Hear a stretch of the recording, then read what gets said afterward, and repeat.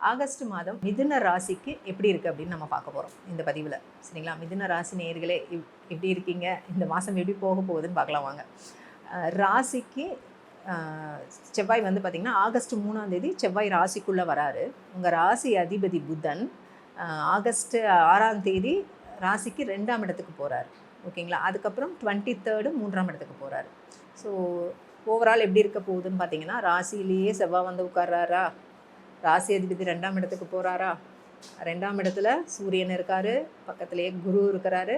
ஓகேங்களா? 3ஆம் இடத்துல கேது சுக்கிரன். இந்த சுக்கிரன் வந்து பார்த்திங்கன்னா 4ஆம் தேதி கன்னிக்கு வந்து பயிற்சி ஆகிறாரு.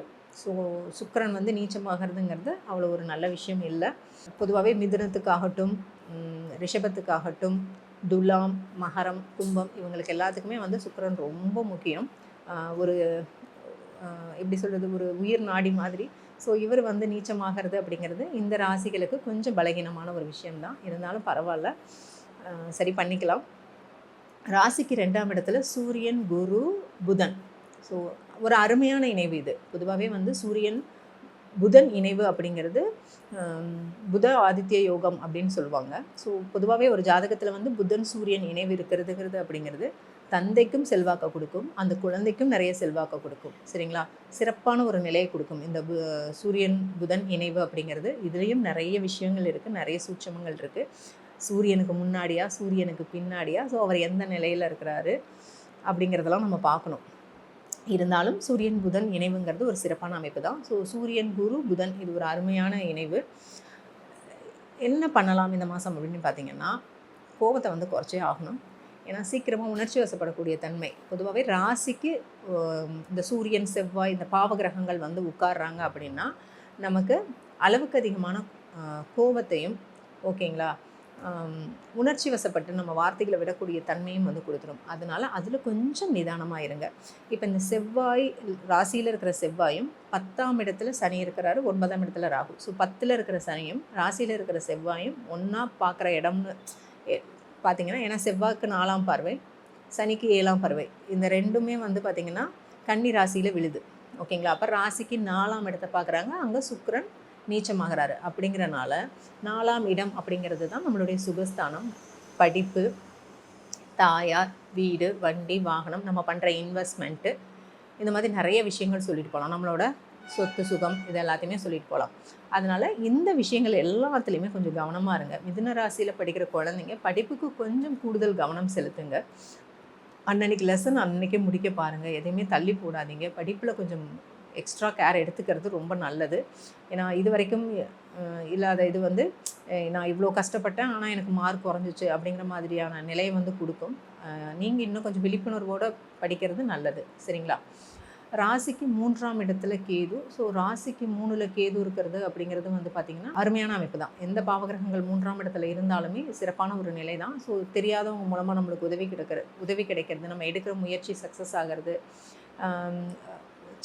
வெளியூர் பிரயாணம் பண்ணுறது, இது எல்லாமே நல்லாயிருக்கும். ஸோ 2ஆம் இடத்துல புதன், குரு, சூரியன். பொதுவாகவே ராசிக்கு 2ஆம் இடம், 5ஆம் இடத்துல, இங்கே 7ஆம் இடம், 9ஆம் இடம், இங்கே வந்து குரு உட்கார்றதுங்கிறது ரொம்ப ரொம்ப சிறப்பான ஒரு விஷயம்தான். ஏன்னா 2ல் குரு இருக்கும்போது நம்மளுக்கு ஃபேமிலியில் செய்யக்கூடிய எல்லா சுப நிகழ்ச்சிகளும் கட்டாயமாக நடக்கக்கூடிய ஒரு தருணமாக இது இருக்கும். ஸோ 2ஆம் இடத்துல குரு இருக்கிறதுங்கிறது ஒரு அற்புதமான விஷயம்தான். ஸோ இதெல்லாம் நல்லாயிருக்கும் உங்களுக்கு. ராசிக்கு 10ல் சனி வக்ரமாகிறாரு. ஸோ பொதுவாகவே 10ல் சனி இருக்கிறனால தொழிலில் மட்டும் கொஞ்சம் கவனம் எடுத்துக்கோங்க. இன்வெஸ்ட்மெண்ட்லேயும் கொஞ்சம் கவனம் எடுத்துக்கிறது நல்லது. ஓகேங்களா? சப்போஸ் உங்களுக்கு ஜனனகால ஜாதகத்தில் தசாபுத்தி நல்லா இருக்குன்னா நம்ம பெருசாக பயப்பட தேவையில்லை. பட் தசாபுத்தியும் கொஞ்சம் கோளாறாக இருந்து கோச்சாரமும் கொஞ்சம் கடுமையாக இருக்கும்போது தான் நம்மளுக்கு எதிர்பார்க்காத பின்விளைவுகளை கொடுத்துரும். அதில் கொஞ்சம் கவனமாக இருந்துக்கோங்க.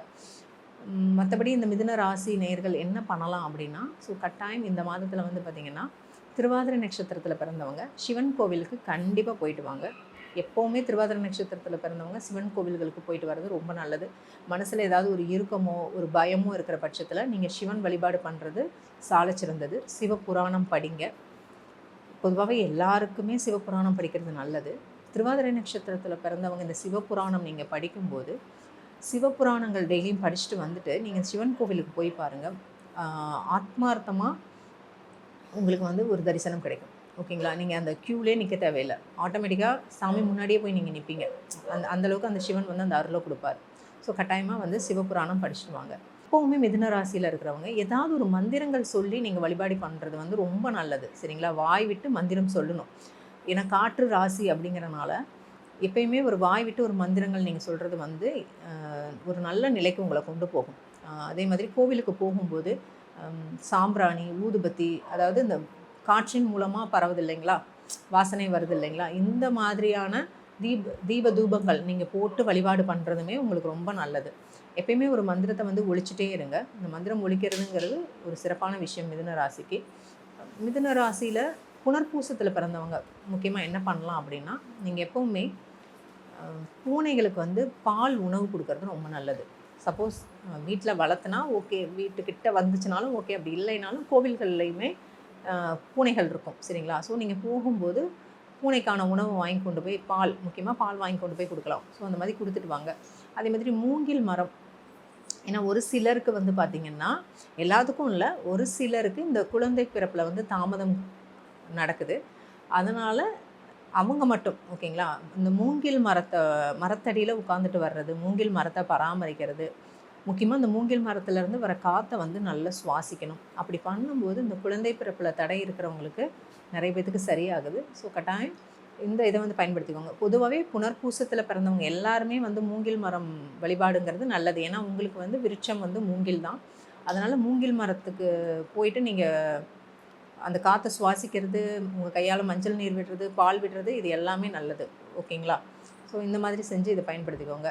ஓவரால் மிதுன ராசி என்ன பண்ணலாம் அப்படின்னா, 2ஆம் இடத்துல குரு இருந்து எல்லாத்தையுமே பில்லர் மாதிரி உங்களை காப்பாற்றிக்குவார்.